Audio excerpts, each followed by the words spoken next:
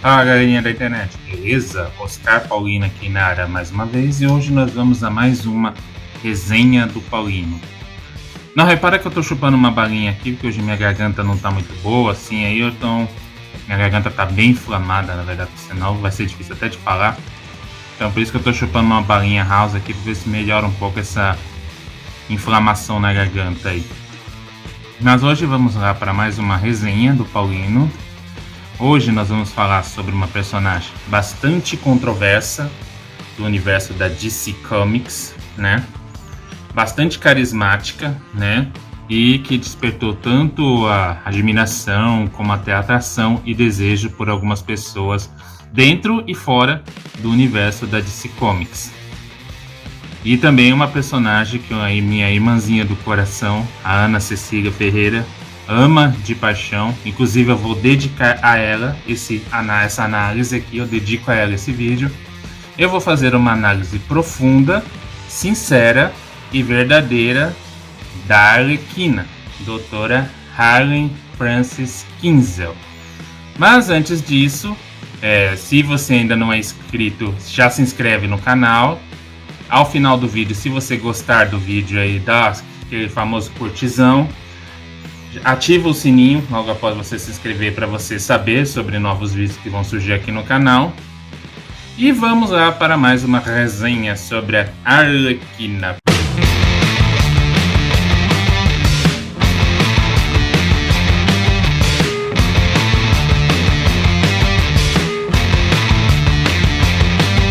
Então vamos lá, na resenha do Paulino de hoje nós vamos falar sobre a Arlequina, doutora Harley Frances Kinsella.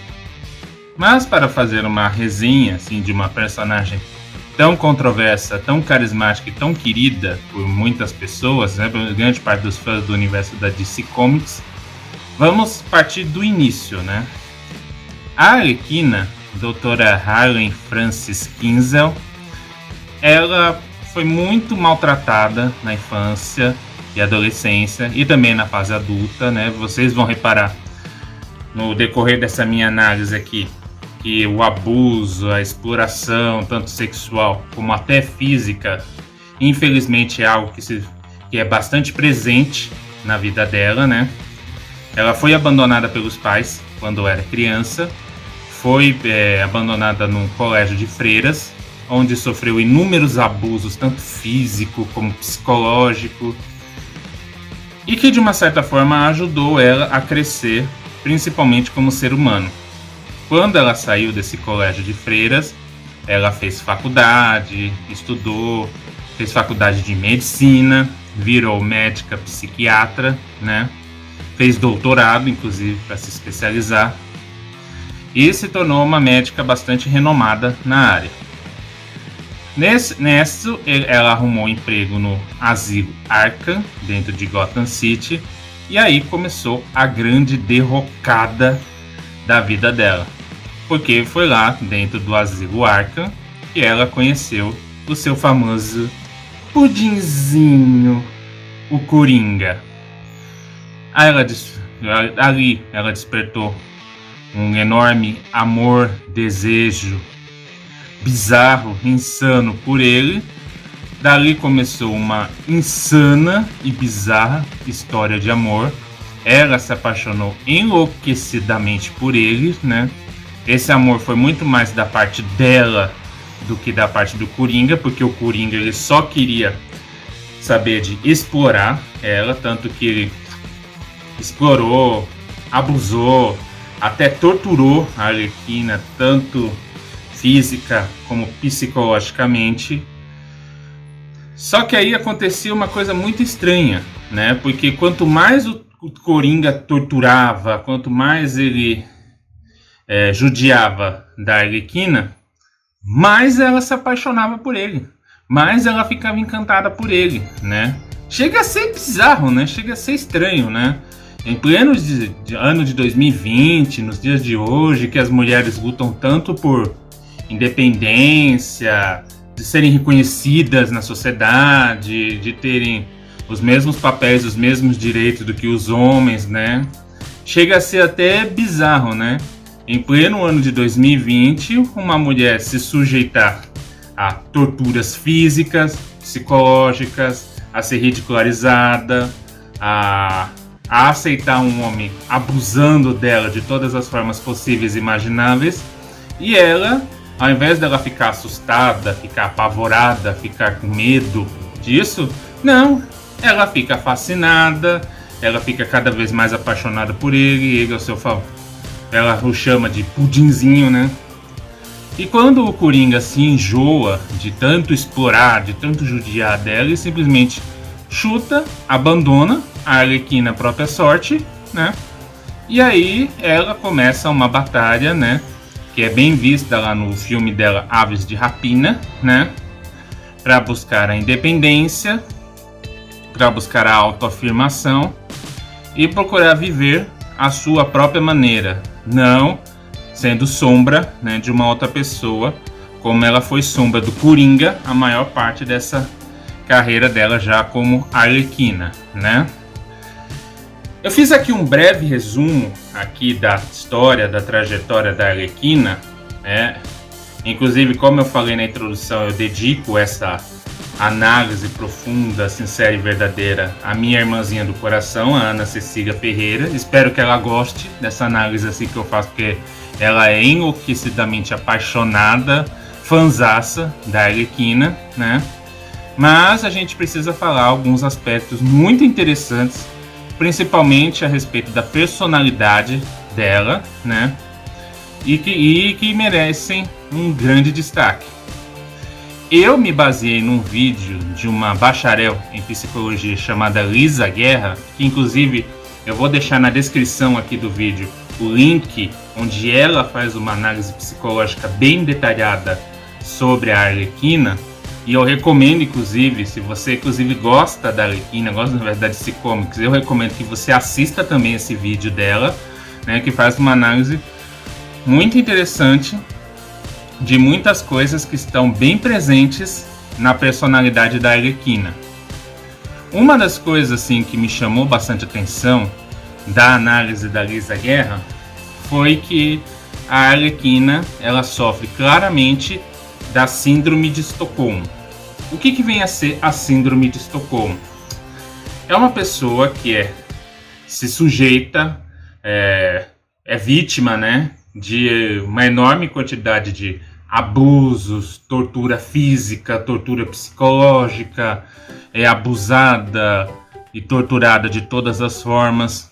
Só que ao invés da pessoa sentir medo, sentir pavor por essa pessoa assim que a está torturando, que a está abusando, ela fica apaixonada por essa pessoa. Ela desenvolve uma amizade, um desejo. E no caso da Arlequina, acaba se apaixonando, né, pelo seu algoz, que no caso foi o Coringa, né? Porque na síndrome de Estocolmo é assim, quanto mais a pessoa abusa, faz a sua vítima comer o pão que o diabo amassou, mais a pessoa se apaixona pelo seu algoz, né? E essa é uma característica bem explícita na Arlequina, se você for parar para pensar. É uma característica que fica muito presente, porque ele judia, o Coringa judia da Arlequina até não poder mais. Só que quanto mais ele judia, mais ela se apaixona por ele.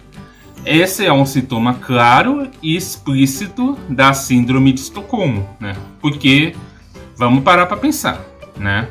Como que uma mulher, ainda mais no ano de 2020, como eu falei no início do vídeo, assim, que as mulheres luta pela sua independência, luta pela sua autoafirmação, né?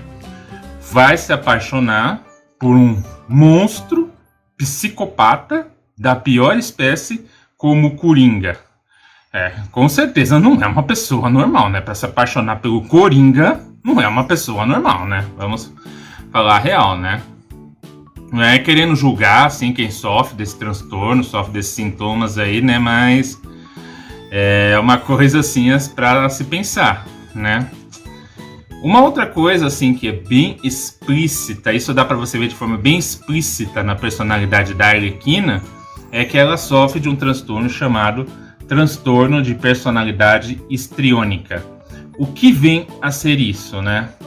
é uma pessoa que sente uma necessidade constante, frequente, de chamar a atenção, de ser percebido, como vamos dizer assim, de as outras pessoas perceberem que ela está ali. Então, como eu estava dizendo que teve uma barulheira aqui, eu tive até que interromper a gravação aí. Então, a pessoa que sofre do transtorno de personalidade histriônica, ela sente uma necessidade constante e frequente de chamar a atenção das outras pessoas repararem a presença dela, né? Ela também, assim, tem bastante sedutor também, né? E ela usa a sua aparência física, né, como forma de chamar a atenção. Suas relações são extremamente rasas.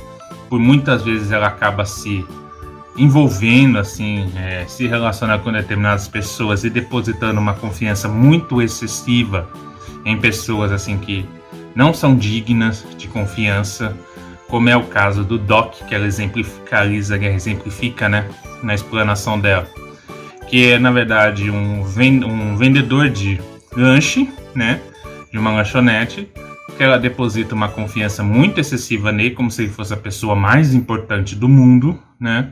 Só que ele não é digno, né, de confiança de ninguém, nem aqui e nem na China, né? Tanto que ele acaba traindo ela em troca de dinheiro em um determinado momento, né, da história. E também uma coisa que é bem interessante nesse transtorno, uma coisa que é bem interessante assim, é que as pessoas assim, elas são muito dramáticas, né? Elas costumam ser muito melodramáticas assim, fazerem muito, quando vai explicar um determinado negócio, costumam fazer muito drama às vezes, né? Mas apesar disso, as pessoas que sofrem desse transtorno, elas conseguem ter até um padrão de vida normal. Em alguns casos pode ser que seja até necessário fazer uma terapia, né, com um psicólogo, e em casos mais graves poder até tomar medicamentos para controlar, né, alguns sintomas, né. Se você for parar para analisar todos esses detalhes, essas são características bem marcantes e bem presentes na Arlequina, se você for parar para pensar, porque ela sempre tem aquela necessidade de chamar a atenção. Ela sempre usa aquele visual bastante espalhafatoso dela para que as outras pessoas reparem, que elas notem, que elas percebam que a Arlequina está ali, né? E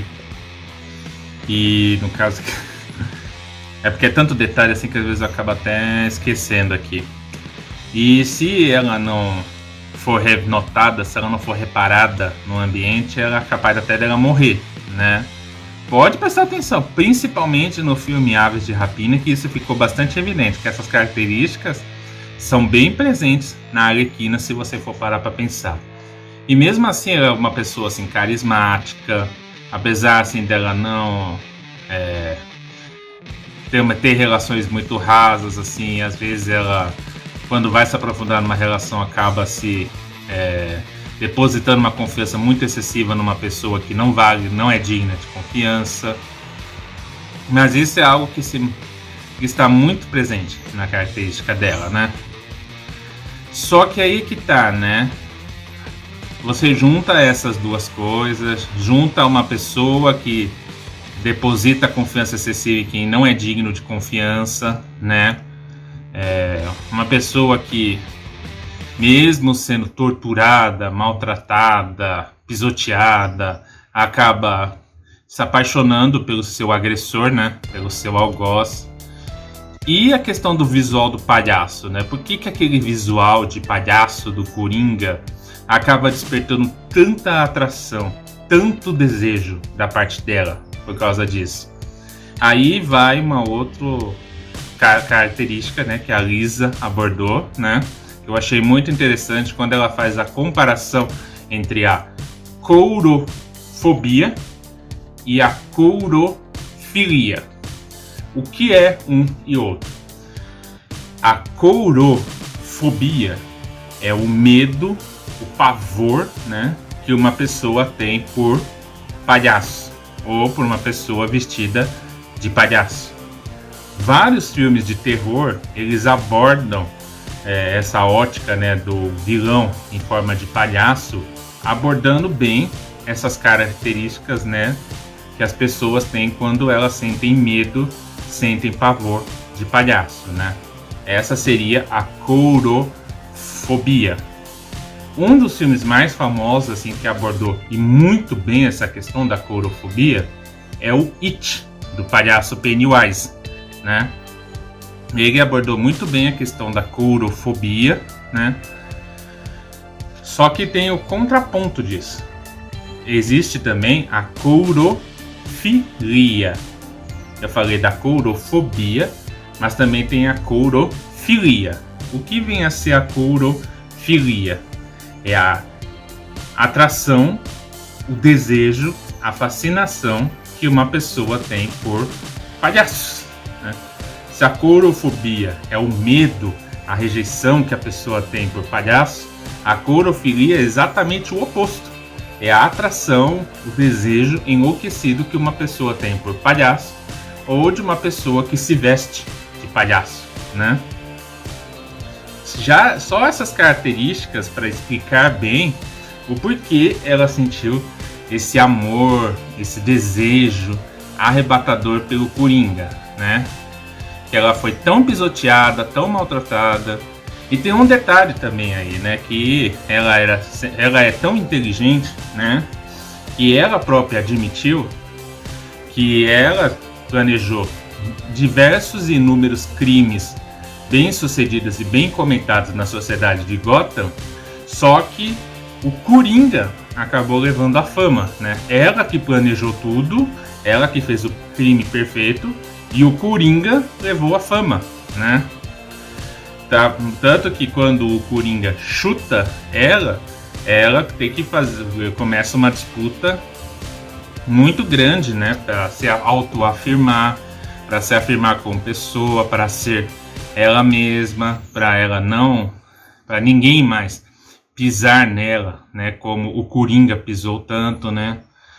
No filme do Esquadrão Suicida, né, ela acaba se relacionando assim com as pessoas assim de uma forma muito rasa. Muitas vezes ela nem levava a sério determinados sentimentos, determinadas reações de algumas pessoas e acabava tendo respostas até infantil, né? Mas em outros momentos, conforme ela foi se autoafirmando, conforme ela foi buscando a sua autoafirmação, ela foi adquirindo uma maturidade também, como poucas pessoas eu já vivi, né? Ela consegue, assim, andar numa linha muito tênue, né? Entre a infantilidade e a maturidade, ela fica andando por essa linha, né? E é incrível, né? Como ela consegue andar por esses dois extremos de uma forma tão brilhante como foi retratada, principalmente nos quadrinhos da DC Comics, né? Existem outras características, existem outras coisas marcantes na personalidade dela, né? Mas que se eu fosse falar tudo, ia dar umas 2 horas de vídeo, porque se a gente for focar mais na questão dos quadrinhos, ia ficar algo muito complexo, né? Mas pelo menos já deu pra gente dar um apanhado geral nas principais características da personalidade de uma personagem tão carismática e tão marcante como a Arlequina. É isso. Espero que você tenha gostado desse vídeo. Conforme eu falei no início, se você não é inscrito, aproveita e já se inscreve aqui no nosso canal. Ativa o sininho para você saber quando surgir novos vídeos, né? Curta, compartilhe com seus amigos aqui no YouTube mesmo, no Facebook, no Instagram, no Twitter, no Orkut. E espero que vocês tenham gostado. E até o próximo vídeo. Tchau!